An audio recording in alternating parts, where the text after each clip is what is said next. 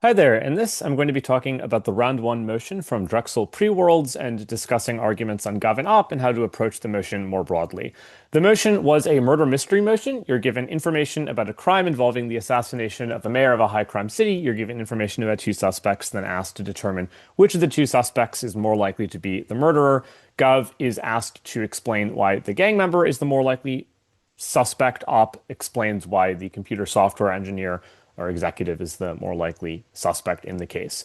A couple of brief notes and sort of thoughts on this motion before diving into specific arguments and parsing through the info slide and motion.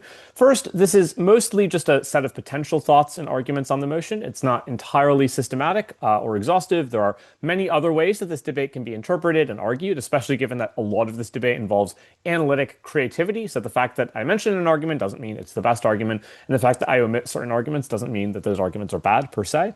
Secondly, this debate is of course odd because it's unusual in the sense that this is unlike most other motions you've debated, including other predicts motions, because almost all of the debate is self-contained within the info slide of the universe, and more importantly, you're almost exclusively bound to make arguments based on what you're given in the info slide. And of course, lots of motions require you to debate about hypothetical worlds or situations that aren't real. This motion is a bit difficult in that it requires you to apply some creative analysis to fairly limited information about the crime.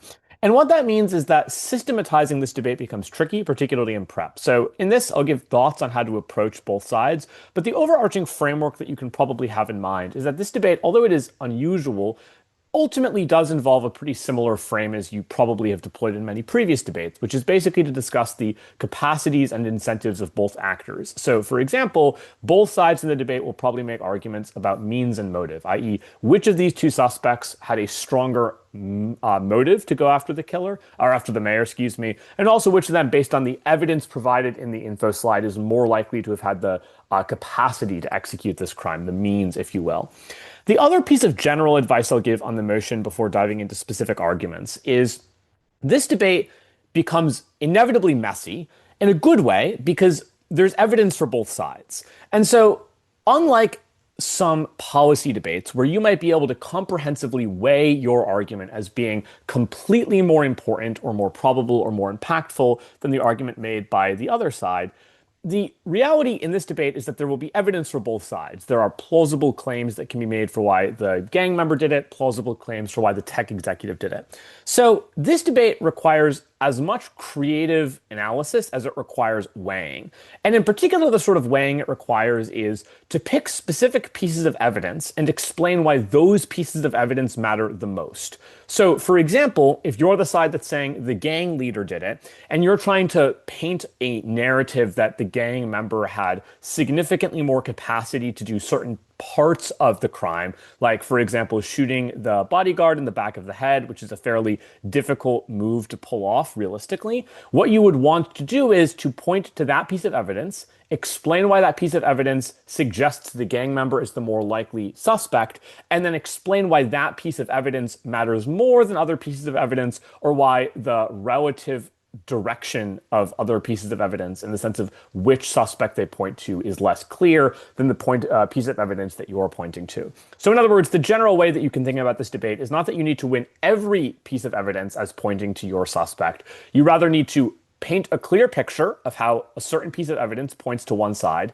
and then explain why that piece of evidence should be weighed heavily in the judge's assessment of which suspect is the more likely criminal. So let's go through the info slide because a lot of this debate ultimately comes down to your ability to extract information from the info slide and make reasoned arguments about what the likely details of this crime were. So here's what we're first told in the info slide. We're told that Redwater is a high crime city. It has a major gang presence. Redwater's mayor was found dead, stabbed repeatedly inside the house he'd lived in for years. So immediately this gives us several pieces of information. One of them, which is the fact that he was stabbed repeatedly, I'm going to ignore for right now, and we'll come back to that later because there's a lot more to say. But immediately we're given three pieces of information. The first is we're told this is a high crime city with a major gang presence. So immediately, if you're Gov, you probably should think of this as important context in two ways. First, it's probably useful context for the gang's incentives to go after the mayor. It seems plausible that a city with a large gang presence is a city where the gang will have or attempt to have lots of political influence. And so it seems to make makes sense intuitively, even just after the first sentence, that the gang would probably have the incentive to maintain power, given this is a high crime city in which the gang has a substantial presence.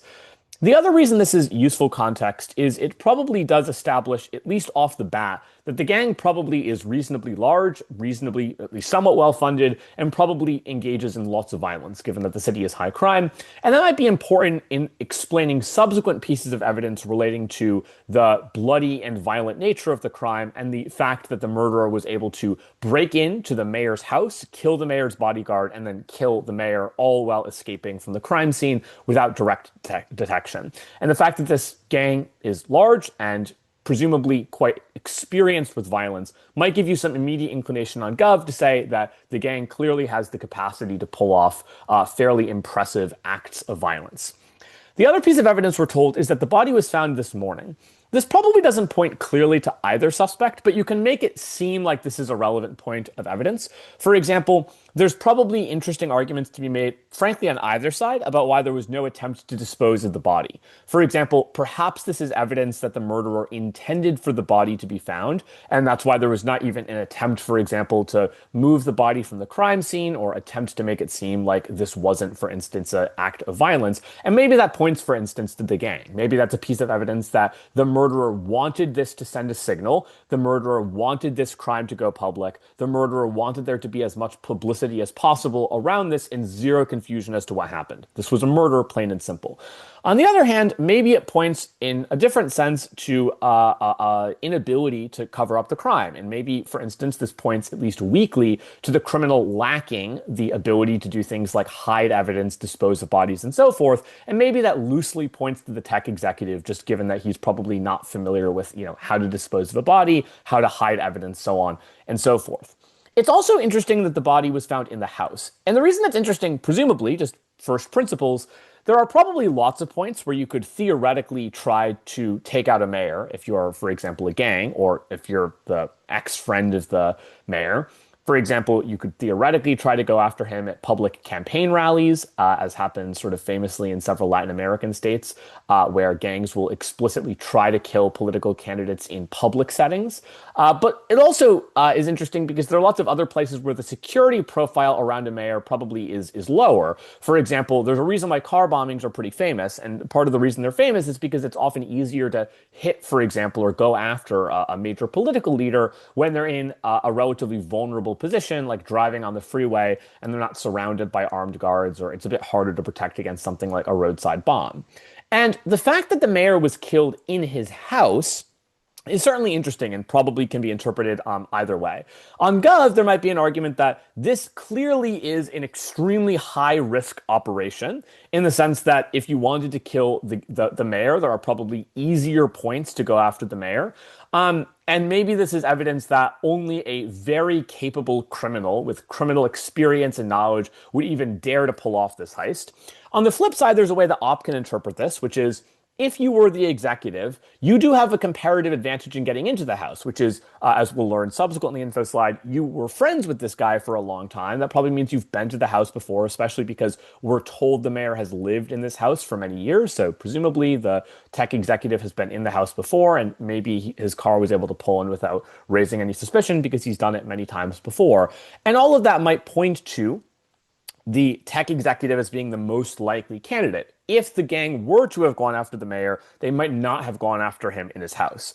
Of course, on the flip side, there's a different way that Gov could interpret this, which is perhaps the gang was very directly trying to send a message that we can get to you no matter where you are. You can be in your house, you can be in your study, you can have a bodyguard, and you still aren't safe from us. Now, these explanations are, of course, just assertions. They could go Gov, they could go Op, and of course, if you want to win these assertions, you need to do a bit of weighing as to which is more likely, and that probably requires, for instance, some analysis about the likely headspace or mindset of the tech executive, which we'll talk about in the next slide, or might talk about the incentives of gangs and whether or not the gang would really benefit from taking out the mayor or sending a signal in a very violent way. For example, maybe it would backfire for the gang to try to do something like pull off a very violent stunt where they kill a mayor in his house. Maybe that will actually increase support for tough on crime politics, for example. And in that sense, maybe there's reasons to believe it wasn't the gang. The last thing that we're told is that the mayor was killed inside the house he'd lived in for years. This is probably useful context for the op to highlight because it probably suggests, given that the mayor's lived in this house for a long time, that the tech executive has been there before, and that might help op to explain certain elements of the crime. Like, for example, why was the bodyguard shot in the back of the head? Well, maybe that's some evidence, at least loose evidence, that the murderer was able to evade detection or knows the layout of the house and was able to maneuver around the house, knowing, for example, where the bodyguard likely was, or knowing where the killer could hide and not draw attention before taking out the bodyguard. And so this context might be useful for op to explain certain elements of the crime where Gov will say, aha, only a very experienced veteran criminal could have done this. Op can probably use this as defensive analysis. So let's now get into the suspects. The first suspect is a member of the city's largest gang. And we're told a lot of information about the mayor being a tough on crime politician. So sort of immediately, this gives us two pieces of information for Gov and maybe some information for op. So on the Gov side, there's pretty clearly a very strong set of incentives for the gang to take out the mayor. And for what it's worth, this is going to be pretty difficult, I think, for most op teams to contest. For example, there's a pretty intuitive Gov argument that the gang wants revenge. The gang wants to stop the mayor from cracking down on their operations for financial reasons. And also, if you're the gang, you probably do want to deter the next mayor from, for example, cracking down on the gang. And maybe the simple way to do that is to kill the mayor after the mayor goes after your gang. Additionally, the fact that this is a notorious gang is pretty important for Gov because that might be information that you use as Gov, for example, to explain the gratuitous nature of the murder. The fact that the mayor wasn't just shot like the bodyguard, but stabbed repeatedly. And maybe the reason this gang is so notorious, emphasis on notorious, is because they're known for these sorts of very violent, bloody stunts that draw lots of attention and draw lots of controversy. Also, the fact that this gang is so large probably can be interpreted smartly by Gov as evidence of capacity. That is, the gang probably has lots of henchmen who are experienced in murder jobs, hit jobs, and so forth, and probably a smart Gov team can spin that as evidence that the gang clearly has the means to pull off this sort of stunt. At the same time, op might call into question the strength of these motives. Some op teams, for example, might plausibly make arguments why the gang wouldn't benefit from killing the mayor. It could very plausibly backfire, for example, and draw even more attention on the gang and maybe even create a nationwide media circus that demonizes the gang and results in a broader scale crackdown. And it's also possible that killing the mayor could backfire in another way, which is that it fuels grassroots support in the community for finding the mayor's murderer and for cracking down even further on the gang. So maybe the gang doesn't have that strong of an incentive to go after the murderer, the mayor, excuse me. And on top of that, op might also question the timing is a little interesting, which is to say this guy campaigned on cracking down on the gang and has been in power for 2 months. It's interesting that if the gang was as powerful and notorious as Gov will say, it's interesting they let things get this bad. Hundreds of members arrested, millions of dollars worth of drugs seized. It's plausible that if the gang really had the ability to get to the mayor effectively, they would have done so during the campaign or very early during the crackdown. Maybe the fact that this hasn't happened is at least soft evidence that this was the work not of the gang, and instead perhaps is evidence of the executive. Let's now talk about suspect 2. So the second suspect is the chief executive of a mid-sized computer software company headquartered in the city. We're told that the executive and mayor were friends for many years. The friendship became fraught after the mayor took office. That was 2 months ago, per the previous paragraph. And we're told that 2 days before the murder, the mayor told the executive he'd cancel a multi-million-dollar contract, and he'd also recommend that the city's prosecutor open an investigation into the executive for felony tax evasion. We're also told that the day after that, so the day before the murder, the mayor publicly came out against the executive, calling him greedy and corrupt. But at the time of the murder, none of this had actually turned into action. The contract was still in place. The investigation had not yet been recommended. Now, obviously, if you're op, you'll spin this as a very compelling motive for the executive to go after the mayor. And the intuitive reason is The combination of a criminal investigation and the canceling of a contract poses an immediate threat to the executive's job. It's plausible he'll get fired, or it's plausible that his reputation will take a huge hit. His company might go bankrupt. And that seems like a very compelling reason to believe that the executive is in a very bad place and would stand a lot to benefit from the mayor being taken out. And it's also worth noting that this is a charge potentially involving a felony tax evasion, which would result in the executive going to prison. And it seems intuitive that a chief executive would be very terrified of that prospect of losing their house, their money, their fame, their recognition, and potentially spending the rest of their life rotting behind prison bars. And so for that reason, it seems intuitive that Op can say, yeah, the gang might have an incentive to go after the mayor, but the executive seems to have an equally compelling motive. And maybe an Op team, for example, does a bit of weighing here to say, look, it's not really clear, for instance, that the gang has a strong incentive to go after the mayor, given all of the counter incentives I mentioned previously, whereas the executive might be in a sort of try or die position, which is to say the executive very plausibly is not in a great headspace. It's plausible that his best friend has basically collapsed, or one of his best friends has basically turned on him and betrayed him, has started publicly shaming him and using the bully pulpit against him and his company. His company is potentially going to soon face bankruptcy if they lose millions of dollars in revenue, and it's possible that he's going to end up going behind prison bars. And it's plausible that Gov, for example, will make lots of arguments why there's no reason the executive would escalate to the point of murder, especially that murder of his former best friend. But I think there's a very fair op claim here that probably can do some involve some clever weighing, that the emotional headspace that you're probably in 2 days after this news hits you, sort of like a truck, probably puts you in a headspace where you are perhaps inclined towards violence.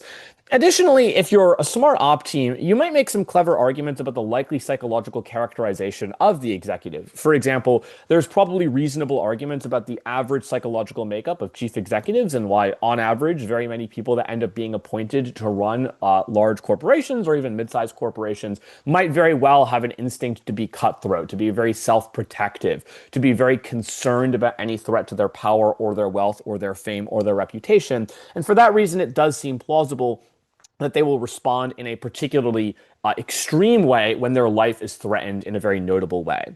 And that's probably why a smart op team can say, well, at bare minimum, the executive's motive to go after the mayor is quite strong. And we know that this motive is also strong because the mayor tangibly would, the executive would tangibly benefit from killing the mayor, which is just to say, assuming the executive doesn't get caught, it's likely that, the contract stays in place, the criminal investigation doesn't happen.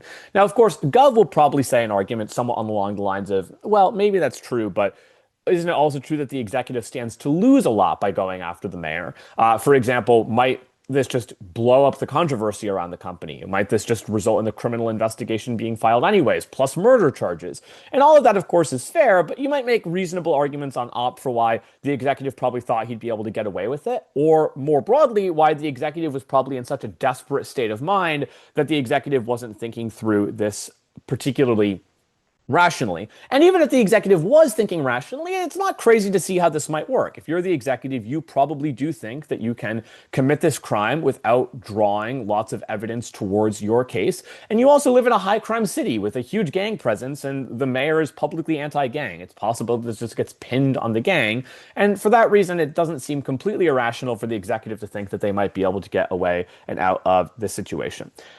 At the same time, there's another way that you can spin this on Gov. And what Gov might say here is very plausibly, look, if you're the gang, the day before this murder goes down, the mayor has publicly come out against his former close friend and has publicly accused this guy of being greedy and corrupt. This might be the ideal time to commit this murder that you've potentially been planning for weeks, months, heck, even years, because now it could get pinned on someone else. And so the gang might now have a stronger reason than previously to execute the hit now, because there's some plausible deniability. They can plausibly say, no, we think probably the tech executive is the guy that did it.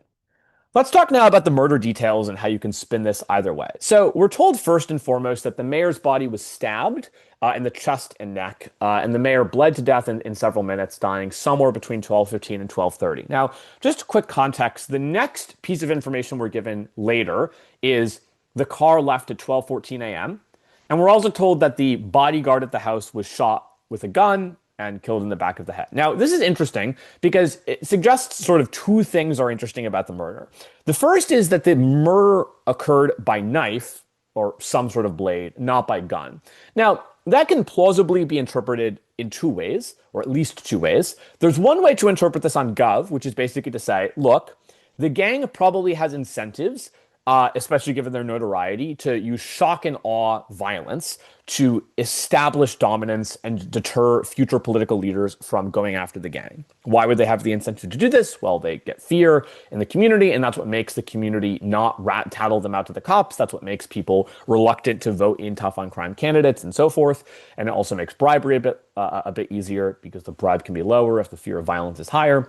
And for that reason, it's possible that the reason the gang opted to stab as opposed to just shoot the mayor is perhaps to send a message. There is a different way to interpret this, though, on op that is perhaps mildly stronger, although, of course, this probably ends up being a matter of weighing, which is to say, first and foremost, if you're going to stab someone, it's a style of violence that does, in some sense, seem more intimate, in the sense not that it's loving, obviously it's murder, but more so in the sense that it's a very personal way to go after and kill someone. And that perhaps is evidence that there was some sort of emotional connection between the murderer and the victim, given that the murderer had a gun and could have simply shot the guy many, many times if they wanted to send a signal. And perhaps what the use of a blade suggests is that there's some sort of connection between the murderer and the victim, that the murderer wanted this to be personal as opposed to just shooting the guy. The murderer perhaps had some connection to the victim. And for that reason, you might say that this is actually evidence that it's the tech executive that did it, and that the gratuitous nature of the crime suggests an emotional nature to the crime that's much deeper than just a gang member being given a job by his boss to go kill the mayor. The other way that you can interpret this, though, on op is to say, look, it might be true that the gang wants to send a message, but there's a lot of evidence circumstantially around the case that calls that into question. For one thing, although we're not told exactly how many times the mayor was stabbed or exactly how gory the crime happens to be, it's not clear that this actually is that shock and awe compared to what shock and awe typically looks like.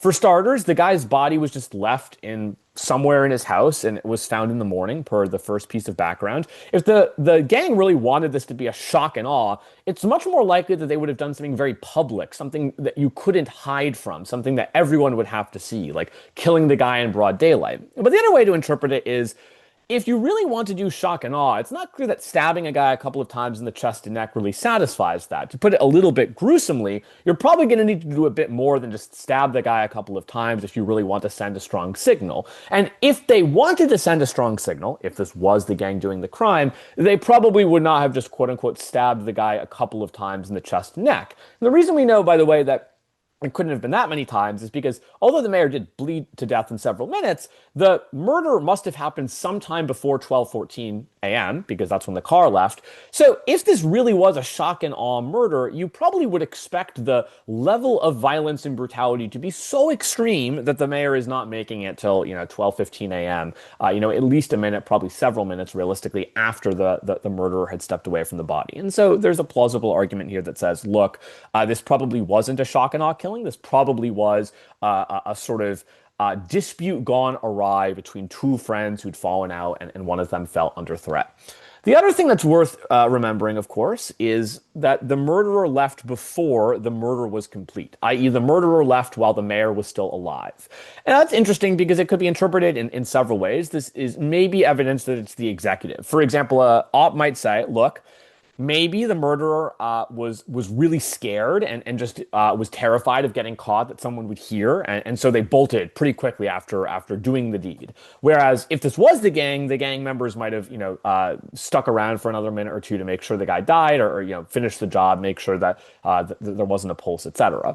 Maybe there's an inexperience problem here. Maybe the murderer wasn't, for example, experienced with, inflicting harm on other people, and for that reason wasn't knowledgeable, for instance, of how to pick up on a faint heartbeat, or how to determine exactly when someone is past the point of being able to be resurrected. Well, not resurrected, but sort of resuscitated through medical means. And so perhaps the fact that the murderer fled the scene so quickly is evidence that this was, in fact, the executive.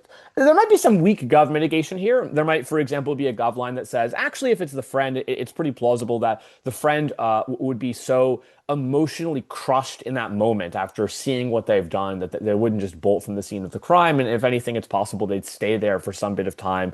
And maybe that would be a reason why the murderer wouldn't have left the scene so quickly. And perhaps this was a fast get in, get out job by the gang. They knew the cops would be called at some point. They wanted to flee the scene as soon as possible. So you could probably give some mitigation on Gov, but probably Op can be a bit ahead here. Next stuff that we're told in the info slide. We're told that there's CCTV footage from across the street. A car pulled into the house at roughly 12:02, left at 12:14. One person exited the vehicle and then entered the house. So I've already talked a bit about the timeline previously. A couple of other arguments that you can make here. One argument is this took just 12 minutes. And if you think about what has to happen in that 12-minute period, it's actually a lot. They have to potentially break into the house. They have to identify the location of the guard. They have to presumably sneak up in the guard, which we'll talk about in a second. They have to kill the guard. They have to then find the mayor. They have to stab the mayor. They have to exit the house. They have to get into the car. They have to pull out of the driveway. And that's a lot to do in 12 minutes, especially if you're trying not to leave any forensic evidence, which we're given no information about in the info slide. And that might be evidence that this was a professional. This was someone who knew what they were doing. And it's very difficult for an executive to be able to do this. On the other hand, you might say, plausibly, it's the opposite. Maybe the reason why it was so easy to get in and get out is plausibly because whoever was doing the crime was very familiar with the house, knew where the mayor likely would be. It's plausible that this is a fairly large house. Mayors probably live in a nice-ish place, especially if they've had some level of political economic success for a decent period of time. And maybe the fact that they were able to find the mayor so quickly is some evidence that the murderer was familiar with where the mayor would likely be at this hour. They probably knew where the guard was located, so on and so forth. And so there might be an argument there. It's also interesting, though, and this might be arguments that you might make on Op, that says, look, if the gang really was going after the mayor, it's interesting they'd send just one guy to do the job. Think about it. If you're the gang, it's very plausible that you would think the mayor's living in a fortified bunker, surrounded by security guards and cameras in every which way, barbed wire fencing, you name it. If the gang really was responsible for this crime, it's a bit odd to send one person. Why not send 3, 4, 5, 6, 7 heavily armed people? Well, it's plausible that they didn't because they weren't the ones that did it, and it was in fact the executive. So there's plausible ways to interpret this either way. Again, a lot of this comes down to weighing of which scenario seems more plausible. The other piece of information we're given is that the on-duty bodyguard was killed, a single gunshot wound to the back of the head. Now, this is interesting because it can be interpreted in lots of ways. So I'll give you the Gov interpretation first. The Gov interpretation says, look, it's not easy to execute someone at point blank or quasi point blank range by shooting them in the head. Why not? Well, just sort of somewhat intuitively. It's kind of hard to aim that accurately. And if you're not super experienced with firearms or you're a bit nervous, you're probably not going to aim for a relatively smallish target like the head. You're probably aiming for the chest.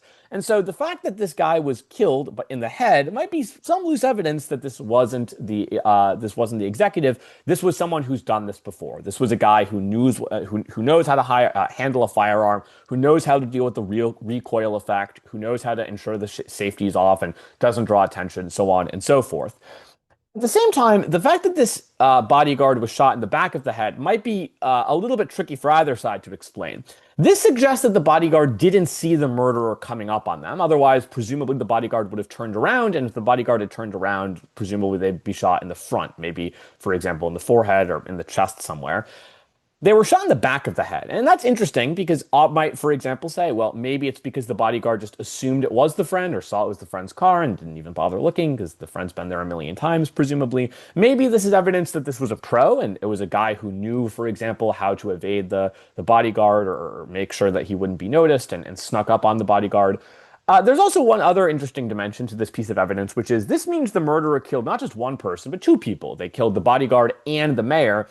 This is, of course, a lot, emotionally speaking, to kill two people in the span of 12 minutes, and presumably the computer software executive has spent his entire life running computer software or managing business, not killing people. And so maybe this is evidence that it was the gang member who probably has the built-up emotional tolerance to inflict such horrors on human beings compared to the executive. That being said, probably Op, given the motive analysis from before, can probably do some mitigation on that. Lastly, we can talk a bit about their alibis. Now, the alibis probably aren't a smoking gun for either side in this debate. This is sort of a bit more circumstantial. The gang member says he was at a restaurant from 11 p.m. to 1 a.m. The cameras in the restaurant were off, but a couple of other gang members plus the restaurant's head chef confirmed his presence.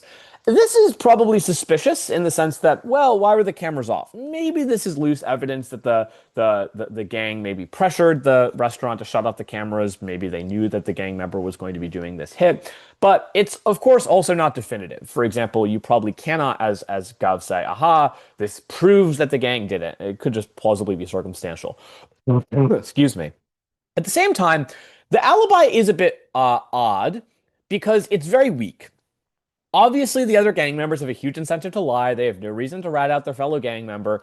And it's a bit odd that they would get that the head chef would vouch that the murderer was there. And the reason it's a bit odd, of course, is because if you're the head chef, it's not really clear if you're going to be monitoring who's in the restaurant at all moments in time. Presumably, you're going to be doing things like cooking the food in the kitchen. So maybe this is loose evidence that there's some shady dealings or corruption going on here to protect the identity of the murderer, but it's not definitive. It's not a smoking gun that Gov can say, aha, this means the gang member proved it. Probably this is more useful to use as supplementary evidence once you've already analyzed the other parts of evidence in the case.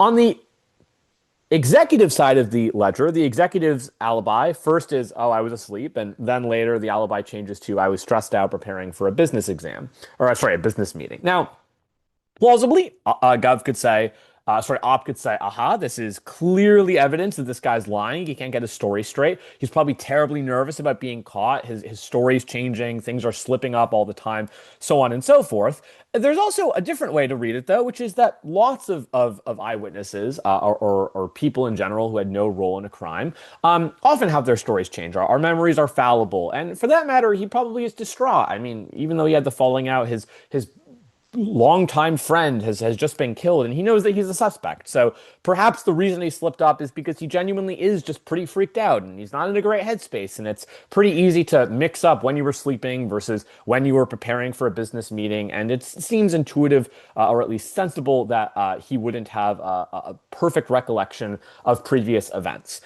At the same time, it is suspicious that his alibi would change so significantly, because his alibi changes from I was literally asleep not doing anything to I was up for the entire night. And remember that this alibi is being given to the police fairly soon after the crime, because what we're told at the very, very beginning of all of this, which is that this morning, Redwater's mayor was found dead. So this is happening literally the day after. And it's not a great sign for the executive that his story is already changing, given that this has happened just the night prior. Maybe that's evidence that the executive was in fact responsible for it. Again, it's circumstantial, not definitive. Those are not all the arguments you can make on this topic, of course. There's plenty of other ways to take this debate. This is just a general overview of how you might interpret some of the evidence. Hopefully this helps. Feel free to reach out if you have any questions.